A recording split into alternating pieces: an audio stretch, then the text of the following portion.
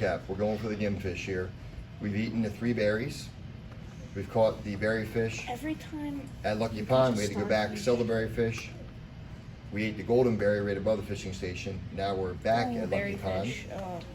And we are going for the Gimfish. We now have a chance. You have to eat the golden berry first. Call now one. we got a chance. I got one. And if I scroll over here, Judah has caught the Gimfish. Worth 5,000, not 6,500. Well, it's worth 6,500 with the multiplier. Okay, it's worth 5,000, but with the multiplier, 6,500. And there it is. And again, you have to first catch the berry fish, go back and sell the berry fish, eat the golden berry, go back to Lucky Lake, and then you have a chance to catch the Gimfish.